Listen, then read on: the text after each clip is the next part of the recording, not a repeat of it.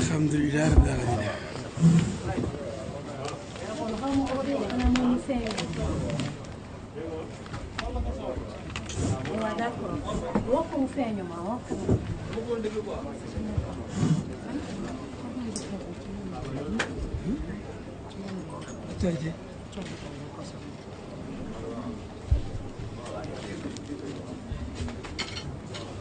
Ça va bien? Oui, c'est bien.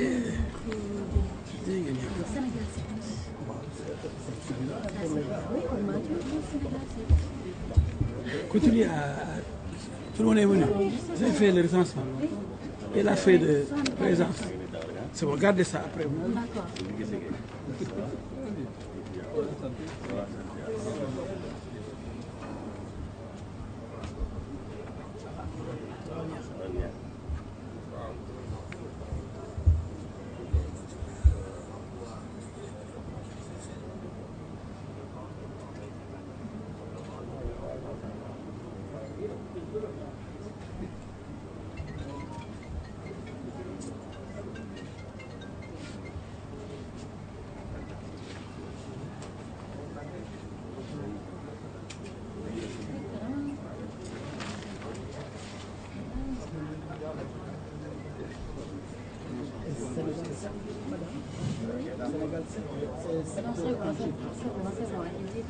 Ils ne vont pas faire. Ils vont faire un différent.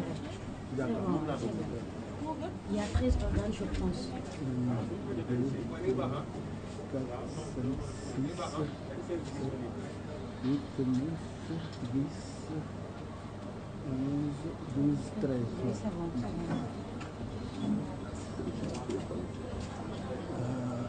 La connexion est partie. Oui, la connexion est partie. Car il y a besoin de connexion, vous devez partager sa connexion. Merci.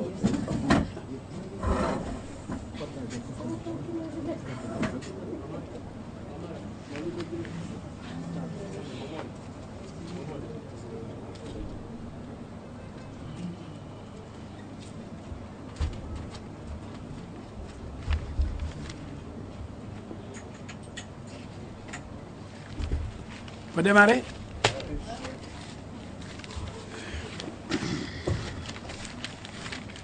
Si dafa jege trop. Seen appareil dafa jege trop. Du ngeen ko xëcc tuuti ba mën a texte ah du ngeen ko arrêté tuuti. Les micros là. Les micros là. Oui, les micros, est-ce qu'on peut les... Il n'y a même pas d'espace pour mettre les documents. Un peu arrière de quelques 10 cm rek. Doucement rek micro bu nekk fi mu nekk bu mu bouger. C'est bon? Non, attends. baax na nii léegi. Je me suis posé c'est bon. C'est bon. yaa ngi foto exploité rek. di delloo si gannaaw tamit say gàllankoor. Voilà, c'est bon. Baax na yi garaawul sax. Téléphone yi garaawul. C'est bon. C'est bon. C'est bon. C'est bon.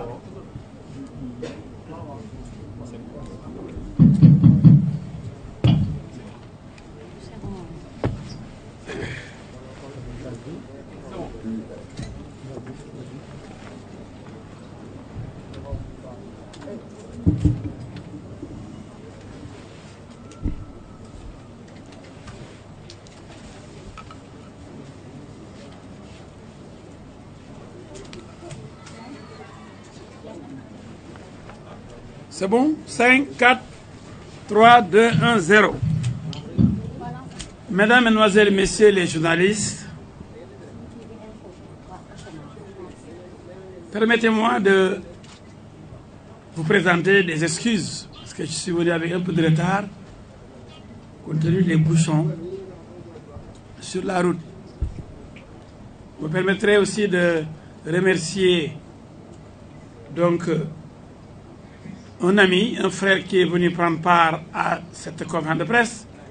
Il s'agit de l'excellent journaliste, homme de communication, j'allais dire un marxiste-léniniste bien formé, Pape Mody Sow du PEP, qui est membre de Benno Bokk Yakaar et de la sous-coalition j'ai acheté l'air à laquelle j'appartiens.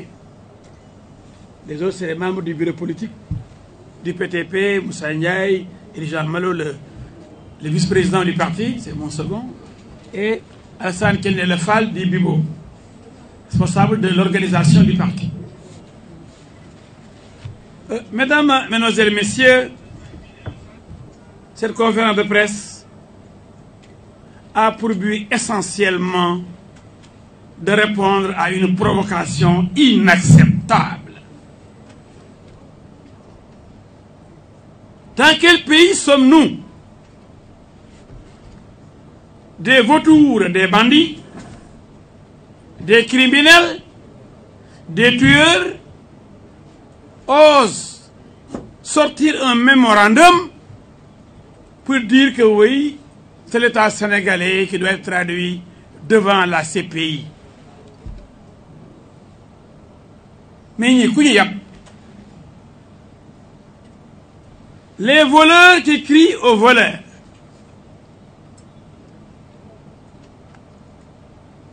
Mais ils se fichent de la République. Aujourd'hui, au moment où je parle, ils auraient dû être emprisonnés tous pour avoir provoqué, appelé,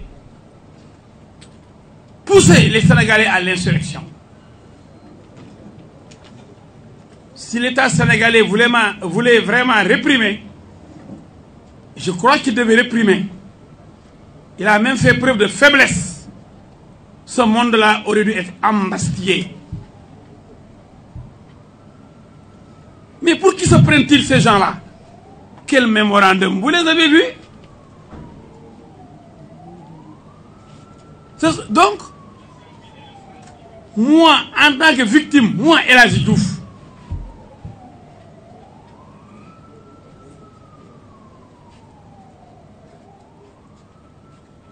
c'est Macky Sall qui a incendié ma maison. C'est l'État du Sénégal qui a brûlé ma maison.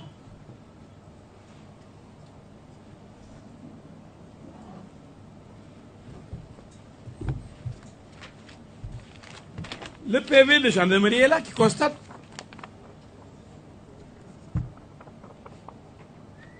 Le saccage de ma maison. L'incendie criminel. Orchestré par ces criminels, le grand chemin. Qu'est-ce qu'il dit, ce procès-verbal? Les faits signalés se sont déroulés au domicile de M. El Hadji Diouf, au Maris, en face de la Brèche Dorée. Localité située à 900 mètres au sud de notre unité. On y accède en prenant la route commerciale des Maris.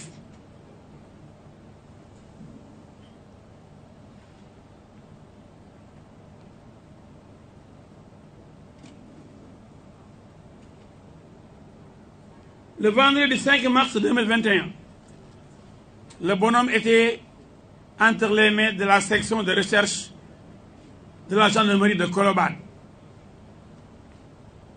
Des éléments armés de machettes et de gourdins, dont le nombre serait estimé à plus d'une centaine, selon le gardien, ont fait irruption dans le domicile de M. El Hadji Diouf. Ils ont défoncé les portes d'entrée et cassé les vitres. Ils ont brûlé des pneus et les ont jetés à l'intérieur de la maison. Tandis que d'autres qui étaient à l'intérieur ont commencé à saccager tout dans la maison, emportant des objets de valeur.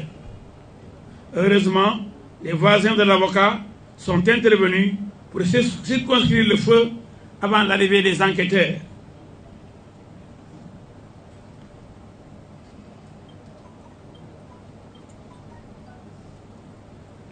Tandis que les membres de la famille de M. El Hadji Diouf, informés du danger, avaient quitté les lieux avant l'arrivée de cette foule furieuse pour se réfugier chez leurs parents en emportant avec eux quelques affaires personnelles. Ça, c'est le PV de gendarmerie des Maristes, la brigade des Maristes.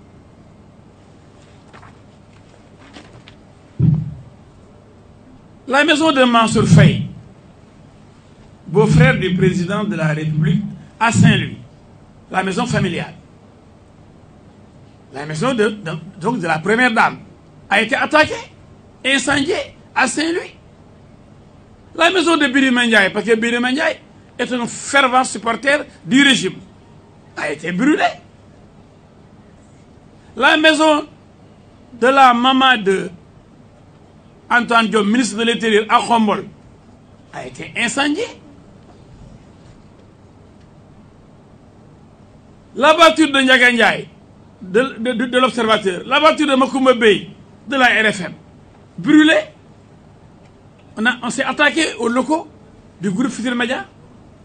On a attaqué aussi la TFM aux Almadies. Et les gardiens ont riposté. Les magasins Auchan ont été attaqués par Macky Sall. C'est Macky Sall, avec ses ministres et son gouvernement, qui sont allés attaquer les magasins Auchan. On a vu des morts dans ces magasins, couchés, tués par les bandits de Sonko. Parce que c'est lui, le criminel en chef. Alors, les stations Total ont été attaquées par Macky Sall. Les brigades de gendarmerie, de Vélingara, de Bignona, pour récupérer les armes à donner au MFDC, pour combattre l'armée régulière du Sénégal. C'est Macky Sall qui est allé avec son gouvernement s'attaquer aux brigades de gendarmerie pour récupérer les armes. Ce qui a entraîné la riposte des gendarmes quand même. Ils ne vont pas donner leurs armes à des bandits qui vont les tuer et vont ensuite massacrer les populations. Qui a dit au MFDC d'arrêter le combat,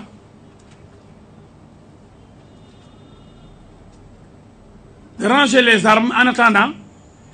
C'est Sonko. Donc c'est un rebelle. C'est le commandant en chef aujourd'hui de la rébellion casamançaise. Quand Madiambal Diagne parle, le cri tape sur lui, alors que Sonko est un rebelle. On lui dit, affaire Wassou, c'est lui. Quand effectivement la commission d'enquête parlementaire a terminé ses travaux sur l'affaire Mamour Diallo, des 94 milliards, on l'a convoqué, il a refusé. Le jour de la plénière, monsieur le grand rebelle Ousmane Sonko est allé à Ziguinchor, encore Ziguinchor, pour tenir une conférence de presse. Je prends à témoin toute la presse et le peuple sénégalais pour dire, si on me prend pour m'envoyer en prison, la Casamance me défendra. Mais les gens n'osent même plus répéter ces bêtises de Sonko. Quand il fait des bêtises, on s'empresse à camoufler tout. On n'en parle pas. Je vous prends à témoin, vous de la presse sénégalaise. Est-ce que le jour de la plénière de l'Assemblée nationale, sur les 94 milliards,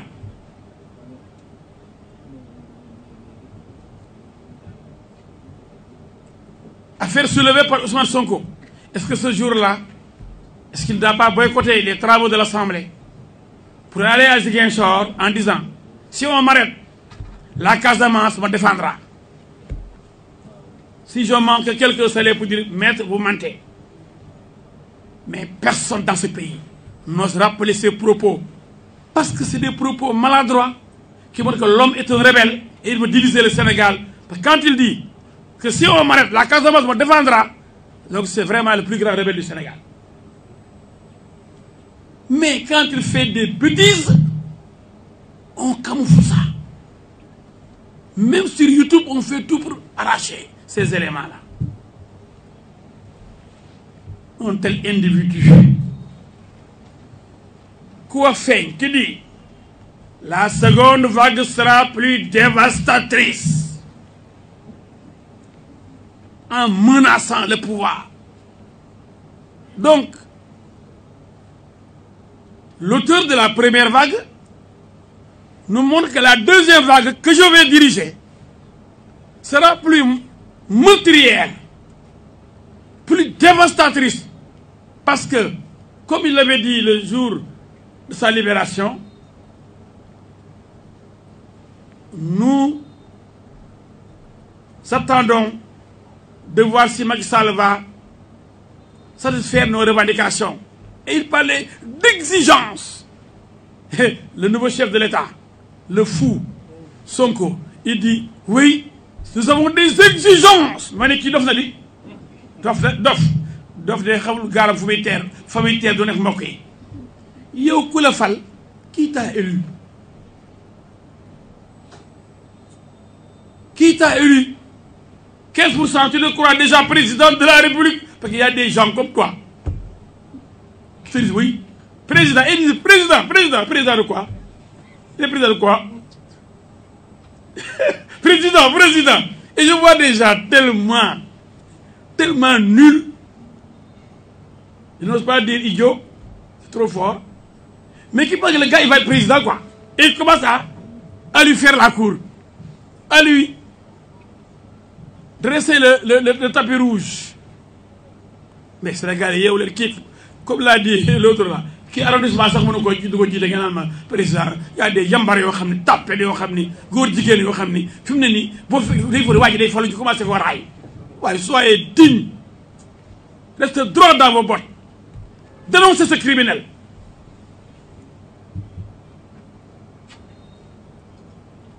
Le Sénégal n'a jamais, même avec Inno, eu un criminel aussi dangereux. Parce que Inno n'a jamais tué. Il a braqué des stations d'essence. Mais Sonko a tué. Il a beaucoup tué.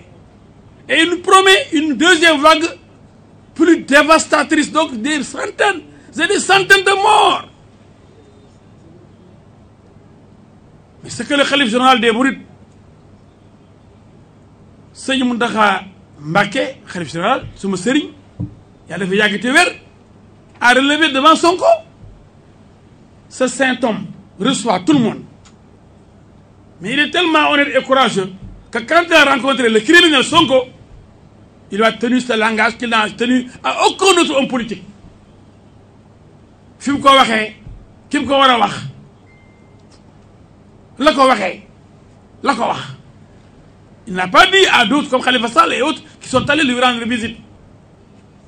Le saint homme savait qui était véritablement l'auteur, le commanditaire, l'homme de la deuxième vague,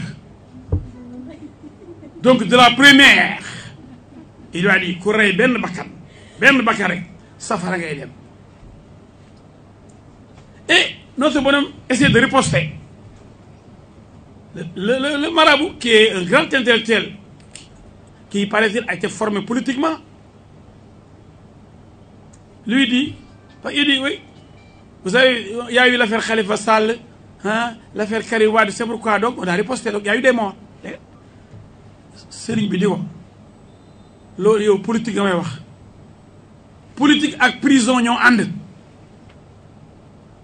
Ah, le grand de cet homme voulait lui dire que ku bëgg akara da ngay ñeme kaani waaye akara di la yow kaani doo ko ñeme mukk ah yow yaay tàppet. Alors en langage codé bu ne ko politique ak prison ñooy ànd. En réponse à l'évocation du cas de Karim et de Khalifa kon man waruma dugg prison kon jàmm ñëpp dee sëriñ bi ne ko non wutin bi la wutin bi. mu ne ko wut nguur jarul benn bakkan sëñ Mountakha wut nguur jarul benn bakkan.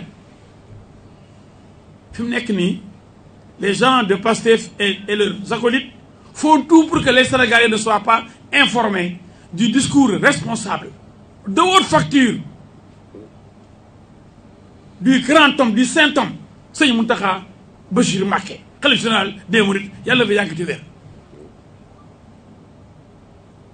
Actuellement, on fait tout pour bloquer cette vidéo. Ils ont même été à Touba le même jour, parce que j'ai été appelé par des journalistes de Touba pour dire du ngeen ñu jaay bu leen génn affaire bi. Ils ont voulu payer cash pour que personne ne soit informé. Et c'est pourtant lui qui avait amené son équipe pour filmer. vous a montré qu'il a été reçu par le chef de toute la communauté mouride. Parce que lui qui avait dit qu'il n'avait pas de tariqa, en réponse à Cheikh Yérim Seck, lors de la présentation du livre Les solutions, il n'y a pas de solution d'ailleurs, c'est de l'escroquerie. Alors, il avait dit qu'il n'y avait pas, et lui il était partout. Il faut bok, ban tariqa, vous n'avez fait pour la bok. Moi je vous prends témoin. Hein. Il y a Cheikh Yérim Seck pour vous, qui est en faune, puis place de l'Obélisque. Je me rappeler. Vous êtes les historiens du présent. Vous êtes les historiens du présent. De temps en temps, rappelez-nous tout ça. Les VAR là. Mais les VAR, c'est pour ceux qui vont vers le pouvoir. Mais ceux qui sont restés derrière et qui sont pourtant pires que les transhumants, leurs VAR là, on les garde jalousement. Mais dans son livre, il dit que c'est criminel de recevoir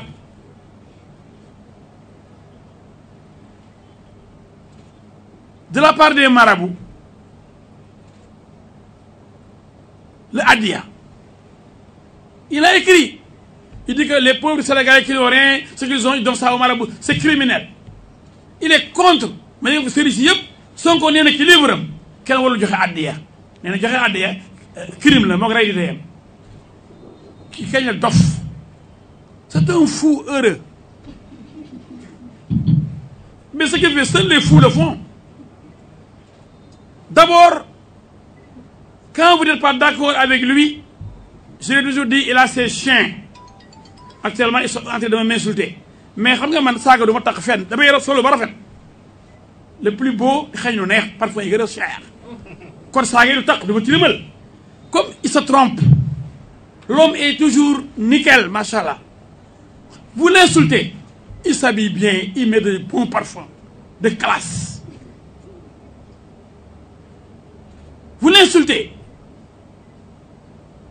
ça ne passe pas. Qu'est-ce que vous faites maintenant? Vous allez le tuer. Ils étaient venus pour me tuer. Ils n'étaient pas venus dans ma maison pour s'amuser avec moi, pour me caresser. S'ils m'avaient trouvé là-bas, ils m'auraient tué. Parce que c'est les voyous